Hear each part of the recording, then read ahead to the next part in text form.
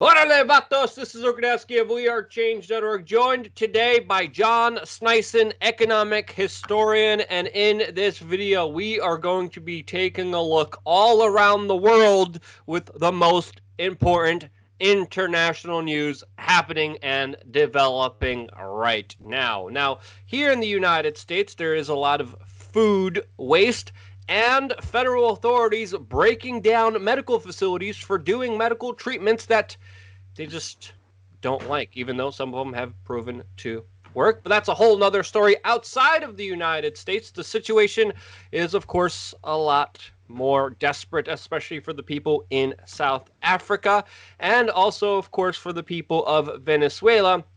As I've been saying, those countries, especially countries that depend on oil, will be hit most heavily by, of course, the large, crazy, insane news and lockdowns all over the world. And right now, we are already seeing violent food and fuel shortage riots happening in Venezuela. And of course, this situation is only going to get worse. And John, you've been following this story as well as a lot of important currency news in Venezuela. Tell us what's going on.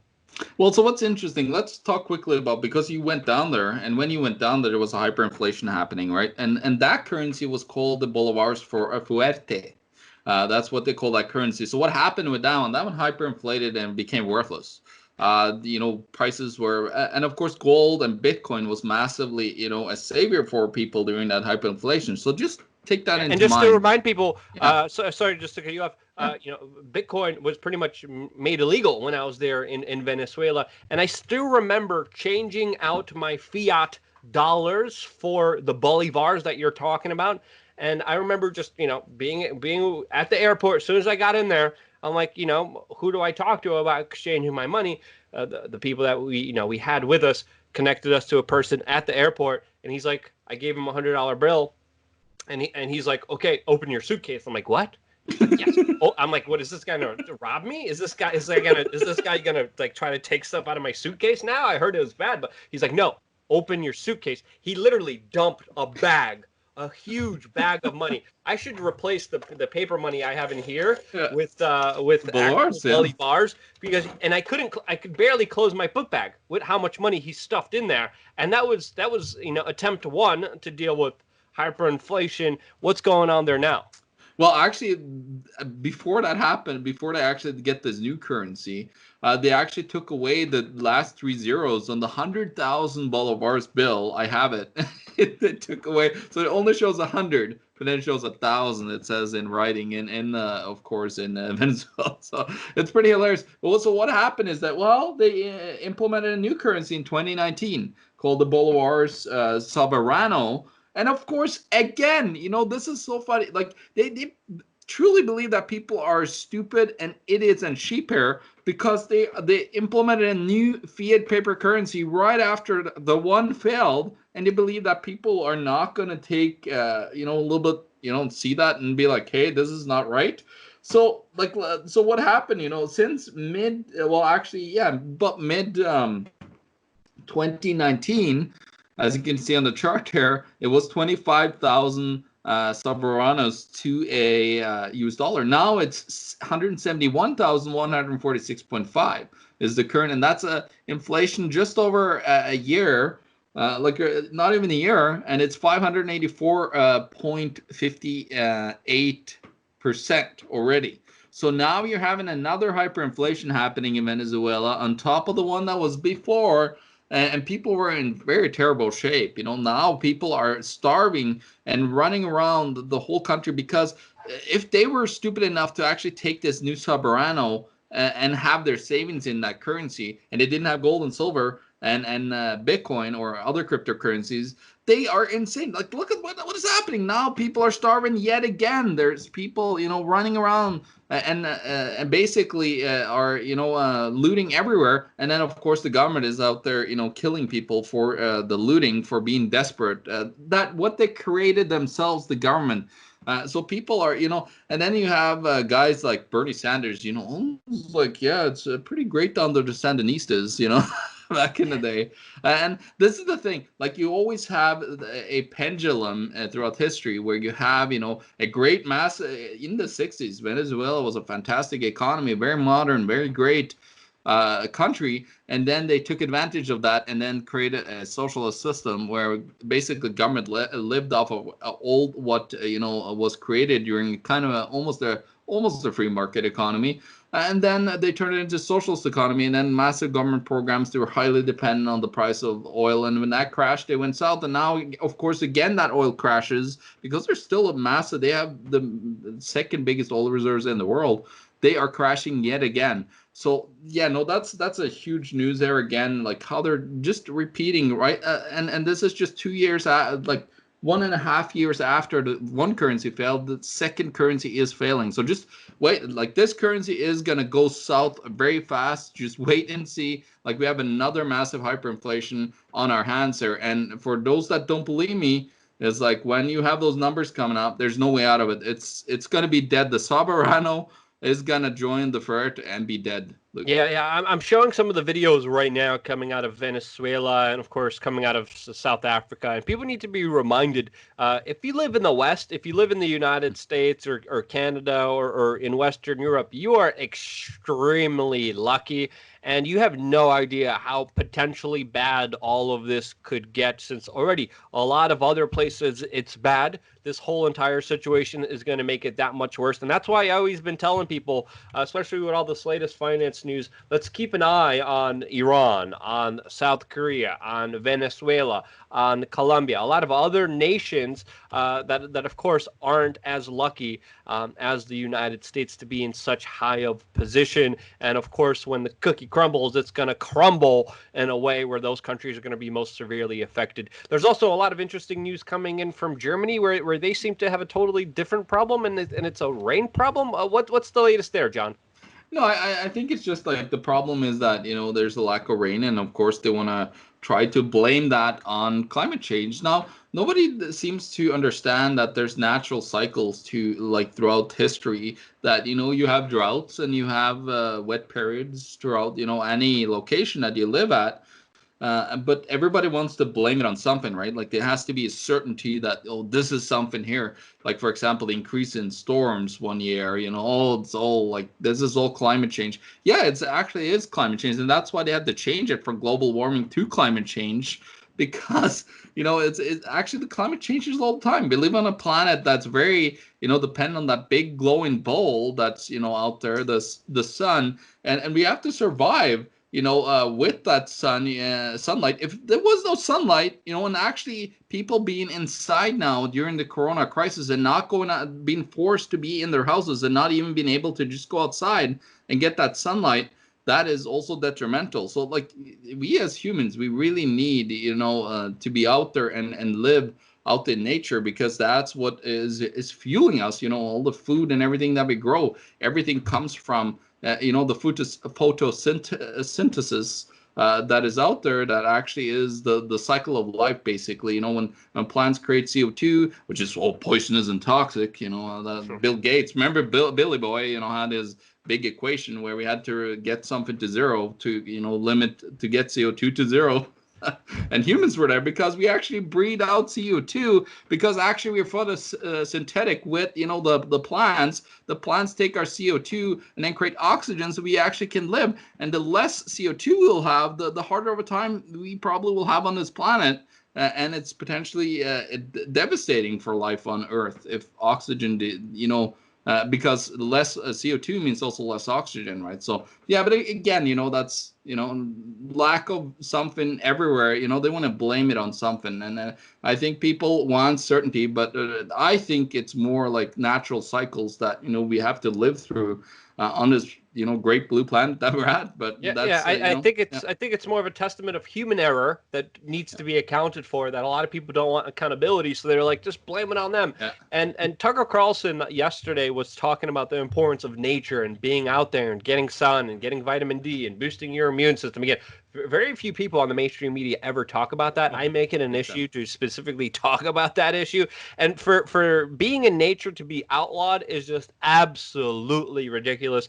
It needs to be And pushed back. dangerous, yeah. Yeah, and it's dangerous, and it's making the situation that much worse. Now, continuing our broadcast, there's still so much news to talk about Kim Jong Un and of course the latest news in Lebanon and Israel. But first, let's go to Vietnam, as we're getting the news that Vietnam will be lifting its lockdown after, of course, the population said that they recorded, quote, 0 deaths related to this sickness. Now, yet again, we still don't know the official data. We don't know how they were counting. But when we look at when we saw some of the preliminary data, we did see Vietnam deal with this situation a lot better than other countries. It could have been because of their kind of lockdowns. It could have been also, most importantly, because of the emphasis on wearing masks, which already a lot of people in Vietnam do. But Vietnam is opening up its country, a country of 95 million people, and has dealt with this entire crazy situation a lot better than others. Germany also has dealt with this situation a lot better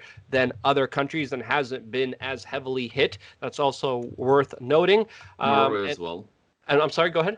Norway as well. Sweden, but they've been open all the time actually. So they Sweden, did. yeah. Sweden's the official kind of test subject here to really see what the right kind of maneuver was here, whether to lock down or to not lock down. I personally don't think the lockdowns, were good. But again, I might be wrong on that, so I don't want to state that definitively. There's still a lot of data and information coming in, but that's my kind of initial assessment from all of that, from all the data that we're getting right now. But a lot of other talk, especially internationally, has been dominated with, of course, Kim Jong-un, with the leader of North Korea, which the Japanese are reporting is in a, quote, vegetative state. There's also confirmed news that the Chinese are sending their medical staff to North Korea, but whether Kim Jong-un is dead or not dead, or vegetative or not vegetative, that has not been confirmed. There is no confirmation of this, but there are a lot of memes, including this one of the North Korean surgeon that is sorry, the memes here are utterly hilarious. Of course, other people documenting how Kim Jong-un wasn't really liked in North Korea. And a lot of people talking about Kim Jong-un's doctor right now. But obviously, if Kim Jong-un is not longer with us and he died, this, of course, has a lot of bigger ramifications for not just North Korea, but also the United States and the international community, more specifically the Chinese. And this could be why the Chinese have sent their kind of medical team in North Korea to advise the situation, as Kim Jong-un's doctor is probably somewhere on the run, most likely unconfirmed. We still don't know a lot of information. There's conflicting reports of Kim Jong-un being on the beach, according to some reports. But again, we still don't know. Some people are talking about the possibility of a larger conflict unfolding because of his death. Dennis Rodman is praying for him right now, as of course, Dennis Rodman has provided more diplomacy for North Korea than any other politician in recent human history has been able to do, which of course has been essentially something positive and has eased relations between the West and Kim Jong-un, which I believe Dennis Rodman deserves a little bit of credit for. So what do you think of this North Korean situation unfolding, and what do you think of the larger implications if Kim Jong-un is dead, as some of the reports are saying? Well, I think actually what Kim Jong-un followed was his people's, a suggestion that he should do what their people did and become a vegan, vegetarian. Because horrible no, joke. sorry. Yeah, Horrible. Yeah, He's in the vegetative state, according to this Japanese report. sorry, Yes. sorry. Oh, okay. My fault. Anyways, but no, I think, that's, of course, creating a power vacuum, and who knows what's going to happen from all this craziness, because there's, of course, around him, there's people that really want, that lever, comes up as high up in, the military or whatever positions they have, in order to then, be able to get in there and take over, as, of course, Kim Jong-un does. And who knows, there's a whole wide array of people that, who has the control, who has the most amount of puppets, up there at the top, that could, pull strings to be able to become the new leader, or who's going to get, killed and murdered, for trying to do so. That's another question. But of course, we never know what, if you're going to get a worse psychopath in there that, might just throw some bombs on South Korea. Who knows what's going to happen, right? With the amount of craziness and that comes with, having a totalitarian communist dictatorship. That, Yeah, I mean, Kim Jong-un was pretty interesting. I mean, he was in his 30s. He was obviously a smoker. He wasn't in the best shape. He was playing a lot of online games. There was even one satellite photo that you could see people connected to the PlayStation Network, and it was only one signal coming from North Korea, coming from, of course, the capital where Kim Jong-un was located. So obviously they're talking about some of his family members filling in the role, but the power vacuum that you talked about that usually happens with top-down centralized places, it's usually a turbulent one, but it could also be a one that could be easing and opening up a lot hopefully, of hopefully, yeah, let's hope for that, but again, very unpredictable to say the least. But yeah, I mean, this is going to be interesting to say the least, John. Yeah, no, definitely. And who knows what's going to come out of this? And of course, China. Who knows if China actually would just take over North Korea? They would just love to have North Korea. There's a lot of rare earth metals there that, China desperately needs to, keep their whole system, because they basically have a monopoly. And of course, other than North Korea, there's very few places. There's a little bit in the United States, but in today's world, everybody needs these rare earth minerals. So that's another thing too, that could happen, because everybody's drooling over resources. Usually, like when people attack especially today, the Chinese. I'm sorry to cut you off. Especially the Chinese with their one road, one belt kind of solution. Especially with their colonization of Africa. And I remember being in Africa and talking to many people there, and they're like, "Yeah, the Chinese own and control everything here now." I'm like, "What? How the hell did that happen?" And through the AIIB, their version of the IMF. Sorry. No, it's totally fine. I cut you off. You cut me off. Yeah. It's fine. It's a free for all. Let's just go get it all out there. And of course, people need to realize why North Korea still kind of exists is mainly because of the trade that happens with China, with Russia. So obviously, I would see Russia also coming into this picture of trying to have more of a sphere of influence, since already a lot of North Korean workers work in Russia and in Russian slave labor, right? Yeah, slave labor. I mean, the Chinese are great at that, and that's why, of course, their relationship, the Chinese relationship with the North Koreans, has been very testy as well. It hasn't been a very easy one, so it's going to be very fascinating to see this kind of new landscape if Kim Jong-un is deceased, if he's, a vegetable, if whatever's happening to him. Obviously, since he's not coming out in public, since he's not really making public statements, since he is missing in public events, something is up. Something's not right. So obviously, something that we're going to be keeping a close eye on, since the ramifications of this will be very, very significant. John, anything else you want to say about this, and where can people find out more information about you? It's not too much more about that per se, but of course it'll create a power vacuum, and of course all the bloodhounds are sniffing on North Korea, of course, to have who is going to be their puppet to be in there, if potentially they can, or if not. Nobody knows what's going to happen. But yeah, you can find all my stuff at theeconomictruth.org, where I have all my blogs, everything, all the videos, all the content that I put out, all the organizations that I'm involved in, and so on. You can find everything there, and you can sign up to my newsletter there as well. And then, of course, you can check out 2 of my books, Canada, the Greatest Economy in the World, and The End of Freedom, How Our Monetary System Enslaves Us. So yeah, that's of course that. And then of course, check out bankground.org, which is the new website that is keeping up to date on our banking system around the world, because we are in the in quite the crunch when it comes to this whole end of the global dollar system and what's happening with that. It has huge ramifications as well on top of Kim Jong Un.